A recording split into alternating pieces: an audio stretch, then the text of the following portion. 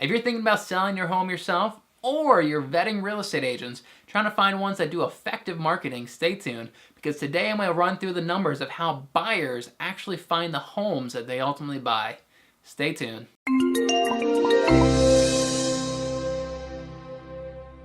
Hey, my name is Malcolm Lawson. I'm a Maryland real estate agent, and I put out content all about Maryland and real estate. So if you're interested in either of those subjects, make sure you guys hit that subscribe button down below. So recently, the National Association of Realtors did a huge survey of home buyers, and they determined how buyers are actually finding the real estate that they ultimately buy.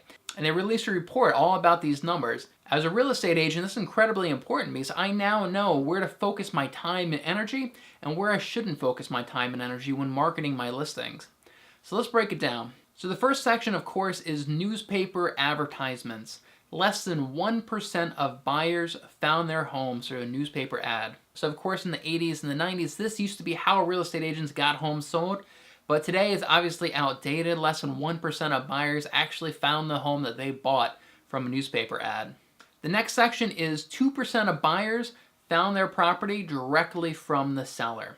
So this means that they personally knew the seller. Now, I think this number is a little skewed because most of these are actually family members buying property from another family member. So maybe parents are selling a house to their children or grandparents to their grandchildren, something along those lines. So this only counts for 2% of home purchases knew the seller directly.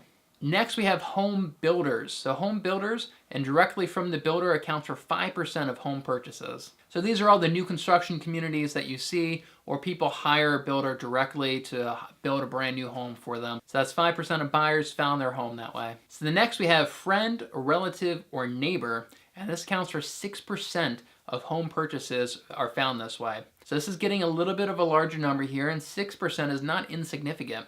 What I used to do in the past was I would mail out 200 just listed postcards to all the neighbors around one of my listings, and the hope was that they would bring that into work and show their coworkers, or bring it into church, show their friends, show their family members. Today I run things a little bit differently, and now instead I run Facebook ads of my just listed properties in the same neighborhood, and it's kind of the same thing, except now instead of them actually bringing the postcard to their friends, what you see is that they tag their friends in the Facebook ad, or they share the post with their friends' timeline, this sort of thing.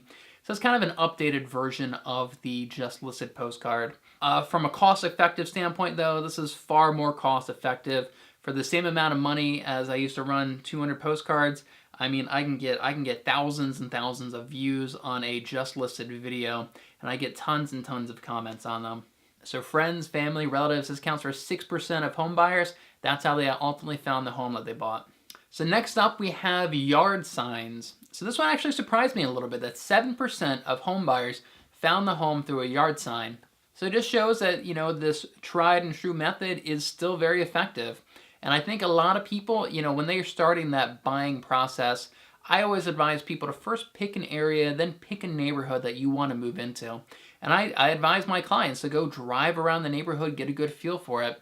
So obviously that is working pretty well, that they drive around, they see a property for sale, they take down the address, and then they go and do research on it later on. So yard signs count for 7% of home buyers find a home that way. All right, we only have 2 categories left, so these are some really big numbers. 30% of home buyers find their home through their real estate agent. That's huge. So they go to the real estate agents, we have a fiduciary relationship with our clients, and they tell us what we're looking for, we look through our database, we find them the perfect home, and we tell them, look, hey, this home has all your needs, has all your wants. This is the perfect home for you. And then we go and show them the property. 30% of home buyers find their home that way. And when you factor in that 90% of home buyers are working with the real estate agent, that's a pretty significant number. The last category, of course, is the largest one, and I'm pretty sure you already know what it is. 51% of home buyers found their property on the internet. This is why having a strong internet presence of your listing is so important. So let's break that down a little bit. How do you have a strong internet presence of your listing? So number one, it starts with great photography.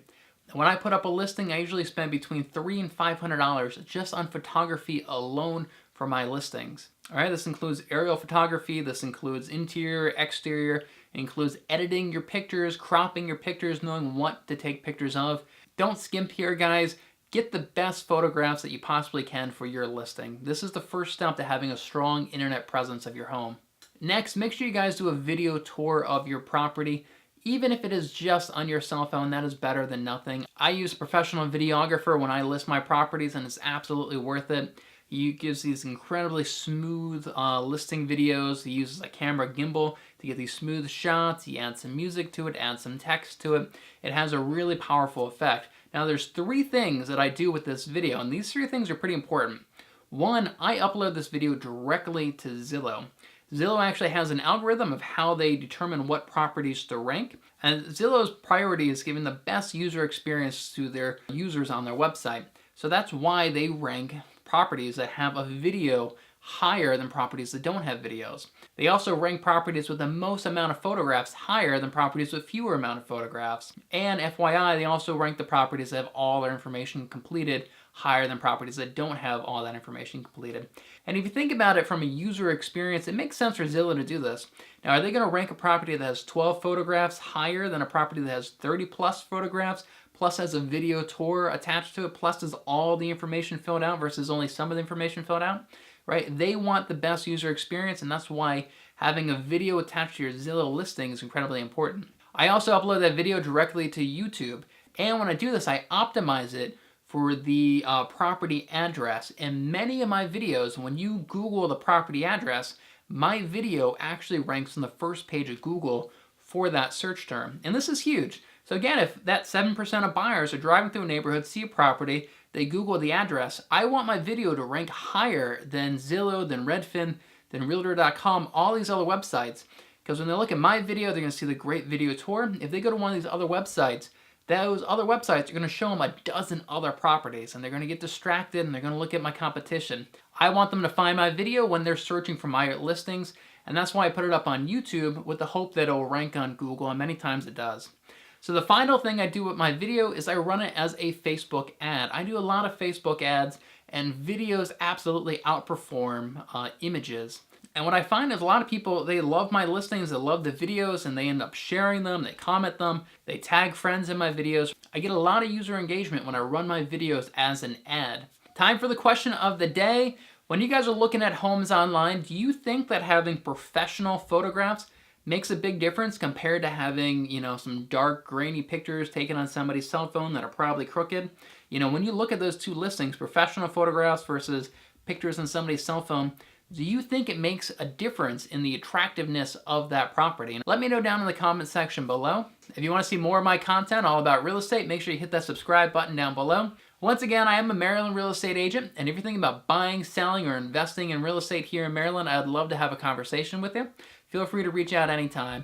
For the rest of you guys, I'll see you on the next video.